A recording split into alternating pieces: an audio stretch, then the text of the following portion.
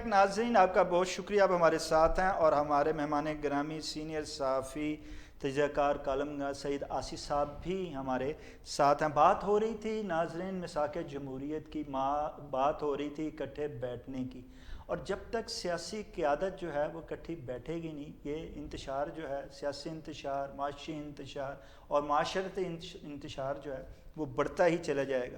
سید علی صاحب، یہ جو ہے انتشار کو ختم کرنا جو ہے وہ بھی تو ایک اہم مسئلہ ہے، اور اس مسئلے کو حل کرنے کا ایک ہی طریقہ ہے کہ ان ساری سیاسی قیادتیں جو اس وقت دستے گریباں ہیں، ان کو ایک جگہ ایک ٹیبل پہ بٹھایا جائے، اور بٹھانا جو ہے وہ ان کا کوئی آپس میں یا کوئی قیادتیں نہیں ایک دوسرے کے ساتھ خود بیٹھیں گی۔ جب اتنا انتشار بڑھ گیا کوئی بٹھائے گا، اور بٹھانے والا ہمیشہ جو اب تک جتنے بھی بیٹھے، چاہے مساق جمہوریت لندن والا ہو یا مساق جمہوریت پاکستان والا ہو، ہمیشہ تیسری قوت نے بٹھایا ہے۔ آپ کیا سمجھتے ہیں کہ اس وقت تک جو اتنا بڑھتا جا رہا ہے، تیسری قوت جو ہے وہ جان بوجھ کر ان کو بٹھا نہیں رہی ہے، یا کیا ایسے ہیں مضمرات جس کی وجہ سے یہ بیٹھ نہیں پا رہے؟ دیکھیں، لندن والا مساق جمہوریت جو ہے نا، وہ تو ہوا ہی تیسری قوت کے خلاف تھا، اس لیے ہم اس کے حوالے سے یہ نہیں کہہ سکتے کہ وہ تیسری قوت کی اعماء پر ہوا تھا۔ ان کا جو باٹو میں نے آپ کو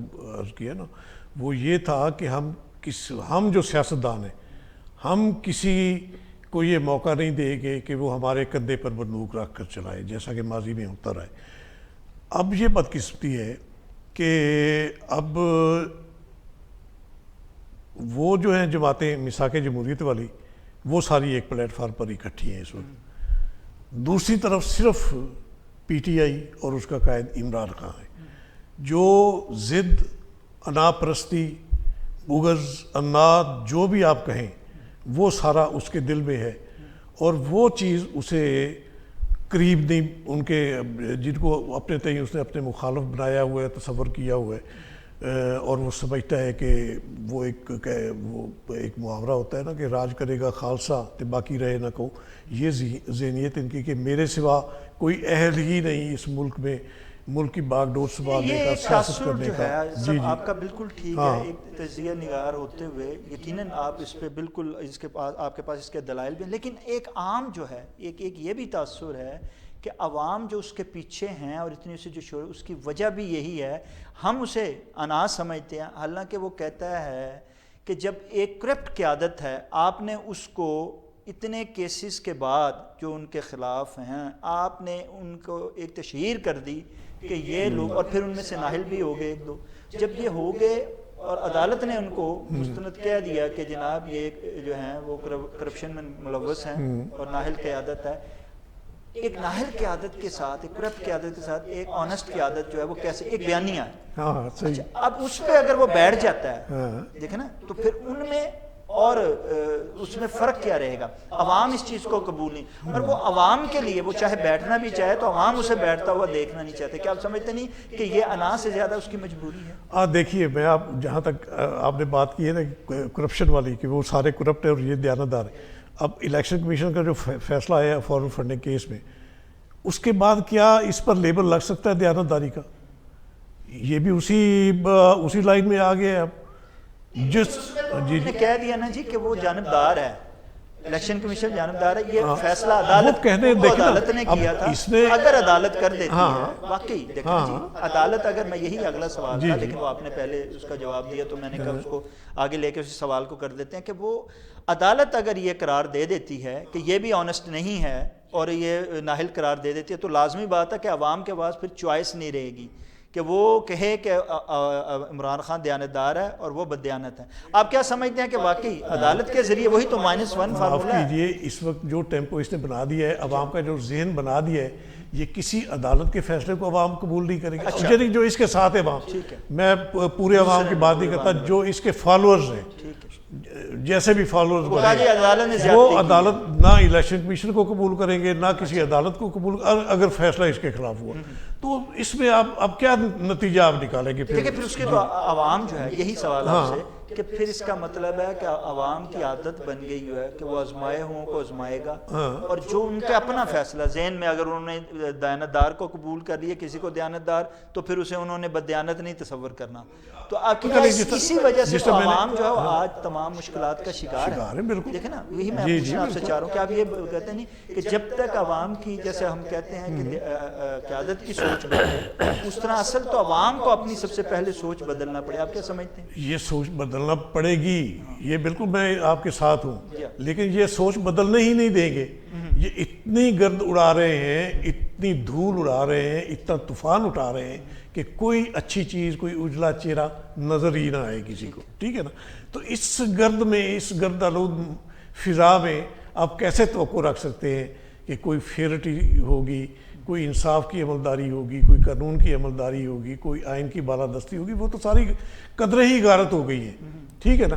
تو اب جہاں تک بات ہے، جب اتنی گرد ہے جی آصف صاحب، تو پھر عوام جو ہے وہ کیوں قیادت کی تلاش میں ہے، اس کے باوجود کہ ہمیں جی آنسٹ قیادت، دیانتدار قیادت جو ہے وہ ملے، اور اس ملک کو جو ہے ایک دیکھیں نا، ایک سوچ تو یہ ہے جیسے عمران خان کے آپ کہتے ہیں پیچھے کچھ لگے ہوئے ہیں، اور اس سے کم چلے، زیادہ نہیں، کم جو ہیں وہ دوسری آزمائی ہوئی قیادتوں کے پیچھے لگے ہوئے ہیں، آخر ان کو بھی تو ووٹ ملتے ہیں. جب یہ عوام اسی طرح پیچھے لگے رہیں گے ایک طرف تو، اور دوسری طرف وہ ایک نئی قیادت کی تلاش یا ایک مسیحا کی تلاش کرتے رہیں گے، کیا اس طرح کرنے سے جو ہے وہ یہ ملک اور یہ مسائل حل ہو جائیں گے؟ سمجھتے ہیں کہ عوام اس وقت کسی مسیحا کی تلاش میں ہے؟ انہوں نے تو اپنے اپنے وہ گھر بنا لیے ہیں. ٹھیک ہے، ٹھیک ہے نا؟ ایک عوام کا ایک حصہ عمران خان کو لائک کرتا ہے، دوسرا حصہ نواز شریف کو، تیسرا حصہ فضل الرحمان کو، اسی طرح جو جو ان کی پسند کے ہیں. اور کوئی اس میں جو ہے نا، وہ آپ سمجھے کہ عقل معاف ہو چکی، کھینچ لی گئی ہے عقل جو ہے عوام کی، وہ ایک دائرے میں محدود ہو گئے. وہ ایک شعر ہے فراز کا کہ کیا اسی زہر کو تریاق سمجھ کر پی لیں، ناصحوں کو تو سجائی نہیں دیتا کچھ بھی. تو یہ سچویشن اس وقت ہو گئی ہے.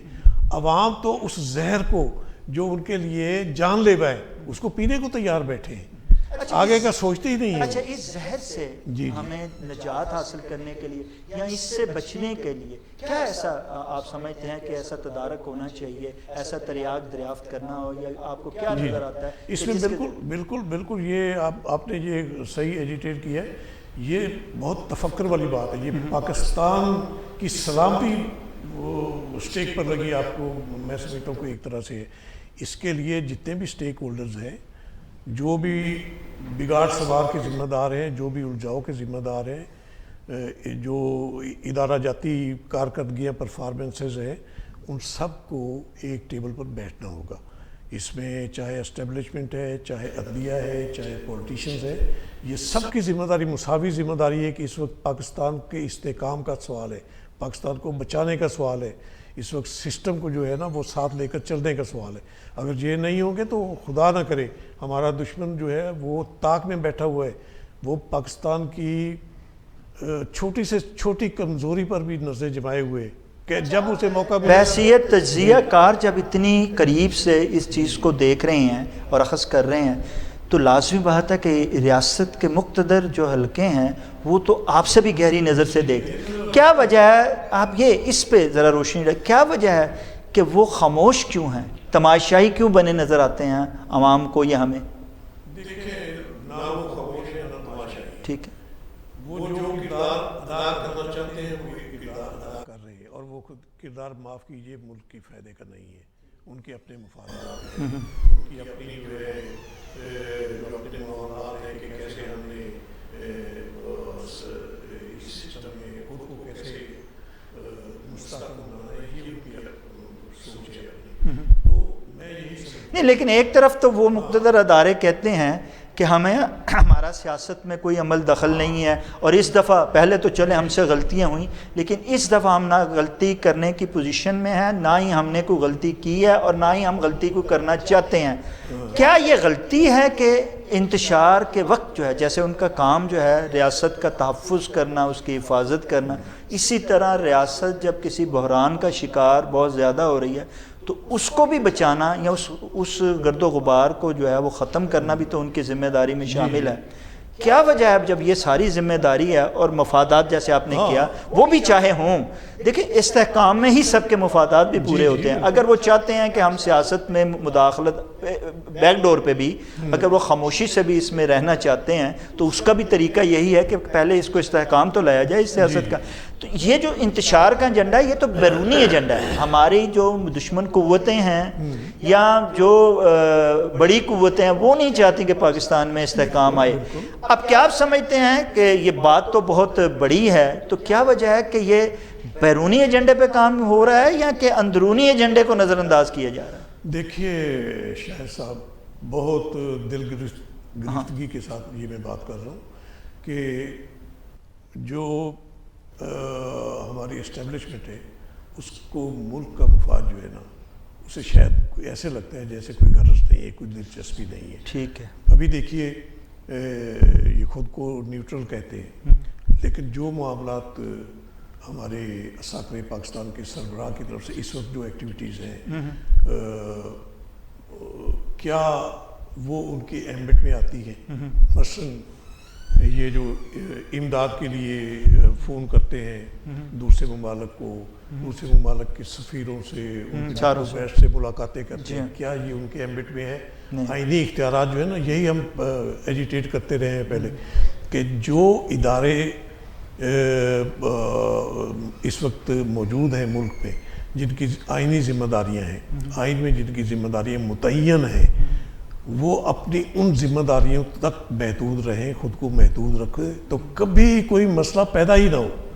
آصف صاحب کا کہنا ہے کہ اگر ادارے جو ہیں وہ اپنے حدود میں رہیں تو یہ جو آپ کو انتشار نظر آتا ہے, عدم استحکام نظر آتا ہے, یہ کبھی نہیں ہوگا. یہ جو عدم استحکام بیسک جو ہے اس کی وہ انتشار کا جو آغاز ہے یا یہ جو بڑھتا جا رہا ہے یہ اسی وجہ سے ہے کہ ہر ادارہ اپنی حدود سے تجاوز کرتے ہوئے دوسرے ادارے میں مداخلت جو ہے اس کا بن رہا ہے. اگر یہ مداخلت نہ کریں اور اپنے حدود محدود رہیں تو اس ملک کا فوری طور پر جو ہے وہ انتشار کا خاتمہ ہو سکتا ہے. ناظرین یہ خیالات کا سلسلہ یوں ہی جاری رہے گا لیکن پروگرام میں بریک کا وقت ہوا چاہتا ہے. ناظرین آپ ہمارے ساتھ رہیے گا.